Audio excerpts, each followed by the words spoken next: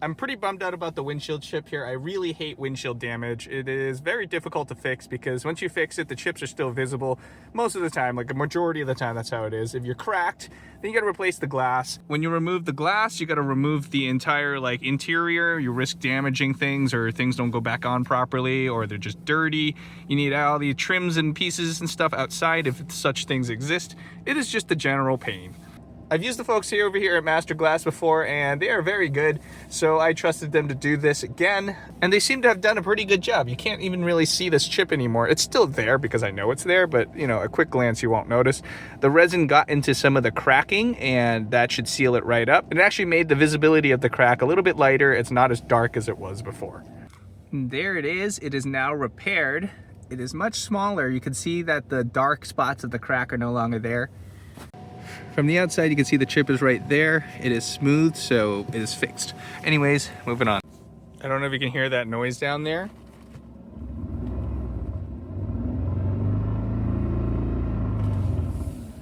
I'm not moving. That's the transmission mount. So if I take a jack and push this up, you can see the gap. Oh, look at that. That's how high it's supposed to sit. Oh yeah, it's completely split. It's not even part of it anymore. That's what's bouncing around on it then. Shaking everything. Yeah, it's just moving around. All right, makes sense. It's not even connected. Oh yeah, completely split. So we are pulling back to our favorite mechanic here, Bob's Automotive in Quincy, Massachusetts, to get this sorted. So this is what a transmission mount looks like. This is a brand new one straight from Japan. The rubber is like infused with the metal bracket ends, I guess. The one I have is currently Bluetooth, so hopefully this fixes this. All right. So separated bushings. This looks pretty easy to take off. Oh, easy peasy. We're already done. This is the top half right there, separated. 4 bolts separate the bottom from these studs. 4 nuts. These nuts. It's like the easiest thing we could possibly do. It's probably harder to change the turn signal bulbs than this. Although it's harder to put back in since it's not separated.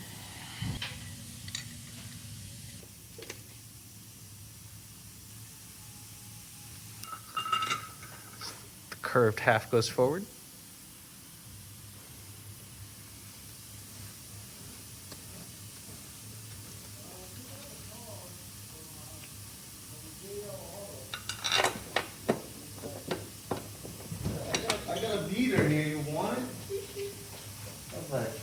Okay. You want this? You want the Century? It's for sale. What? Toyota Century. Oh, dude, this thing is nice. I have one. You have a Century? Yeah. When did you get one? The 89. Oh, the V8 one. Yeah. This is a V12. I know. Why do you need a V12 though? A lot more power and it's smoother. The V8 was actually pretty smooth too.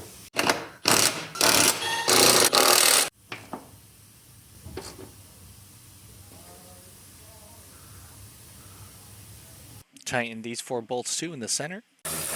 Remove this little corner splash shield to get at the fog light, not the fog light, the turn signal bulb. What the hell is this? Broken piece. Don't give me trash. Uh-oh. It's flarings that come up. But that's the bumper. No, there's 2 screws here for the fairing. Take this piece off. This piece is all one piece, bro. No, it's not. It's separated.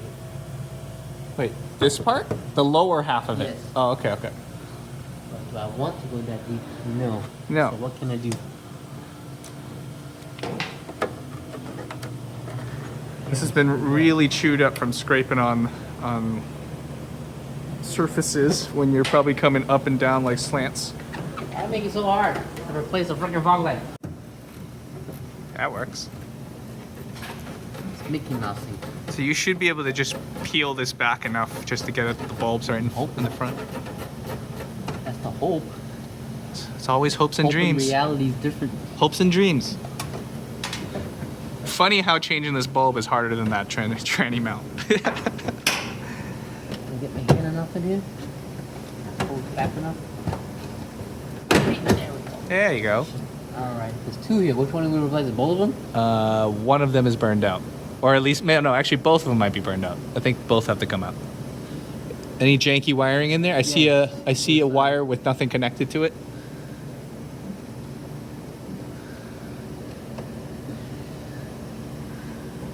It's got LEDs in it. Take it out. Is the other side LED? Probably. Because they're not working anyways. Both sides? Yeah. That one too? No. Well, it flickers. It's really bad. This one's burnt. The turn signal bulb is definitely burnt. Yes. It's white. You got whiteness. Let's see. White means burnt, or unless that's part of the bulb, I don't know. It doesn't work. That's how I know. It doesn't look burnt. What was this split for? It's a random split here. There's a splice into this fog light for something else. There's a splice into this fog light for something else. Or front driving light. I don't know what that light's called. This is the air compressor for the suspension system. Right there. Alright, we got this bulb back. Got that bulb back. Like what? We found it wedged way down there. Pulled it back up. I gotta get this corner bulb clipped. Oh, clipped in all the way. Let's see. Got that white bulb. I got that corner white bulb. Put it on low beam now. Got the HID low beam. Got that bulb up top. Got that little bulb on the bottom. HID upper, lower. This stuff doesn't work on the bottom. We don't know what those are. We got high beam. Ooh, it's nice and warm. The corner ones are still on, so all four bulbs are working in the headlights now. So, oh, right here, you can see this. This is on. Yeah. What is that? Finish it by like tomorrow or whatever. This isn't on. Right, you should just be happy with that. Yeah, I'm happy with working signals. It's I'll not. put it back up. I'll put that part back together. One sec. Working. So I wonder why the turn signal fuse just blows then. High resistance in a wire, maybe. At least I have that. I have that. That one's working in the corner. Yeah, this quarter's working. That one's working too. Hey, look at all this salt. Gotta wash all this off. Working. The back ones are working. Yep. Sometimes those the wrong bulb or something. I don't know. I just gotta get that matrix in. So. Transmission mount is Bluetooth here. It's not where it's missing the whole top half. All right, all done. I am out of there. Got turn signals working again for now. Hopefully the fuse will work. I'm in neutral.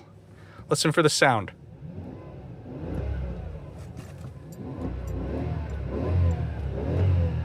It's just pure engine noise now. The transmission mount was a lot easier to change than I expected. That was good. We got to investigate some of my light situation and stuff. The HIDs in there, they're not that good.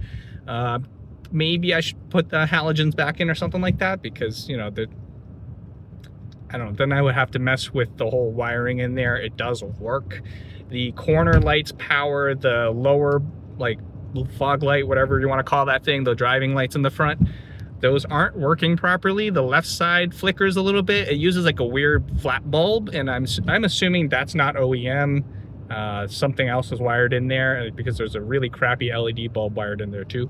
So we'll see. We'll see what I'm gonna do with that. I am very happy with this right now. This is driving very quietly, very smoothly. This is very nice. It's so quiet just sitting in here idling now. You don't hear that rumbling from the transmission bouncing around. Do the little test driving down the bumpiest road known to man here.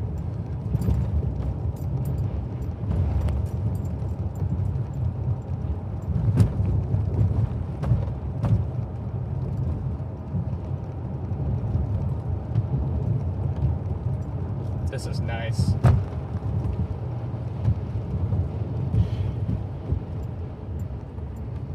I do have the air ride in the high mode. I don't know if that helps me with the rough conditions here.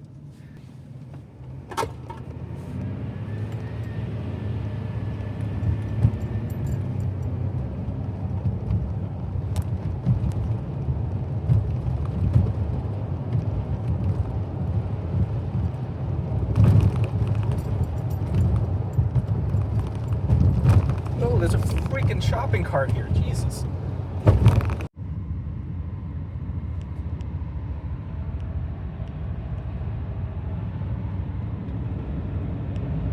I've just got a little shake left to figure out before I can list this thing officially for sale. I'm pretty sure it's the tires. I had these wheels balanced and they were done all around, and then it still had the shake, and then the tires were rotated just straight front and back. It still has the shake. I didn't get to drive it until recently, so when I drove it again, and like the shake is worse. So the shake is now in the back. Like the rear seats are just like this, like you just have a free massager seat. Before it was the front and like the whole dashboard was shaking. Now, I mean, obviously with the problems going to the back, the front has a new shake where the wheel kind of just wobbles a little bit. I don't know if you can see it in the camera there. You see the wood kind of shake.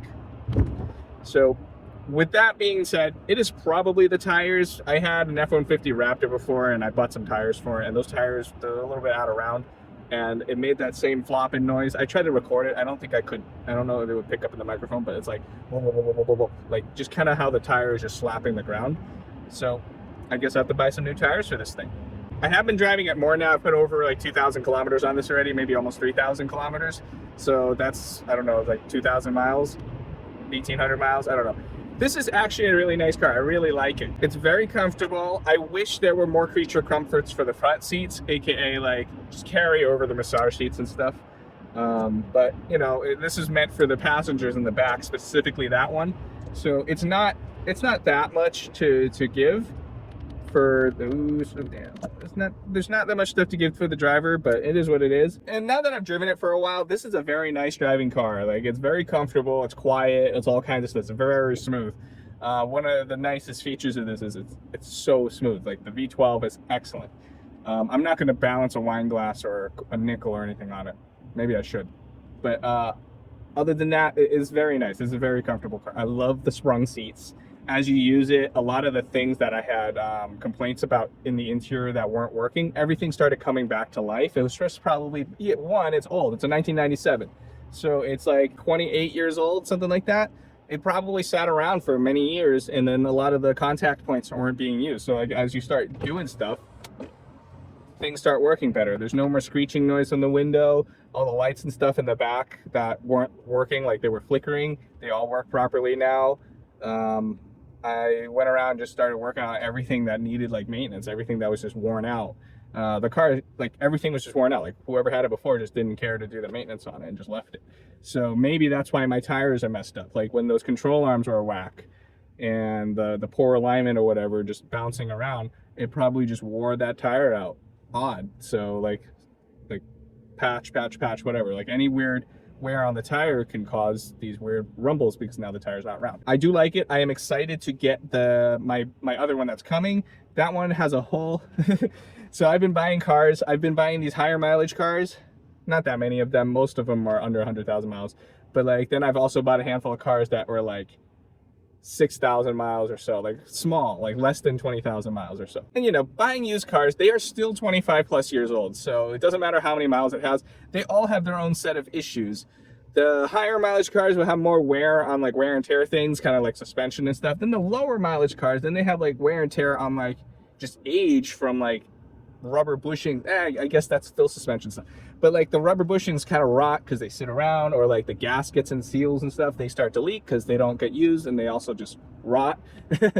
So time plays a big factor. Time is a big factor on wear on these cars just because they're old. So my Century that should have been here by the next 2 weeks or so is not coming yet because it's not even on a ship. It didn't want to start when it was supposed to board the ship. So I was supposed to get it April, I was going to go pick it up April 11th on that ship that arrives that week. I can't because it's not on the ship. It didn't want to start. So it just got checked out. It got fixed. It looks like it was just all spark plugs and stuff. I'm going to try to figure out like what else was done. That's the preliminary thing I see is photos of all the spark plugs taken out and they all got replaced. They look a little fouled up.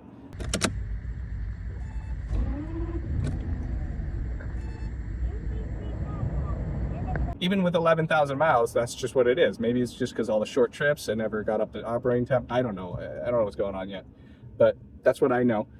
it has been pretty simple and straightforward to like do maintenance on this particular like car and this platform, because everything is basically LS400 and a lot of the parts were available in the US. I mean, like the very specific stuff like the valve cover gaskets and stuff, like some of those things I had to order from Japan. Most parts I was able to get either from Toyota or like Rock Auto or something, and I had everything within days. It was very easy. That was really cool. So right now I'm about to list this thing for sale. I'll do it locally for a little bit first. I saw recently two on Cars and Bids. They went over like roughly $17,000, almost $18,000. So there's some hope for mine. I would love to get $17,000, $18,000 for mine. So I'm hoping for that. So I might list mine locally first, and then I might put it on Cars and Bids after a bit. But like, I'm not in a rush because I don't have my other one yet. It's not coming yet, so probably May. And then I don't want to have 2 Centuries at my house because these things are enormous and I don't have that much space. I also have more cars coming, so yeah, I'm slowly rehabbing this car, and you know, it's a cool journey. I learned a bunch of stuff. It's nice to work on some things once in a while. Sorry, the camera keeps falling over. It's just my phone on the dash. There's no mount or whatever. But I've slowly been picking away at this car. I've got this car like early December, and I was kind of like, oh my God, what have I gotten myself into? And as I've been slowly fixing it, I'm slowly starting to really like this car. This spec of this car actually has that cool body kit, and it makes it look like very, I don't know, the joke is that this is totally Yakuza. And then the one I'm getting, it looks a lot more stately. So it has the chrome, the fender mirrors and stuff. So, you know, it's two opposite ends of one of these cars being like how they look. I mean, it's still the same car. It's just, you know, visually it's different. I hope you're having fun watching the journey of me fixing the Century up, just so it's nice and drivable the way it should be. So subscribe for more stuff like this. I have plenty more content coming and this other stuff going on. Like, I don't know, I'm doing way too many things and I'm trying to cut back, but I can't because I already did all this. So subscribe, leave a comment below, like the video please. It'll help me out with the algorithm. So I'll see you guys next time.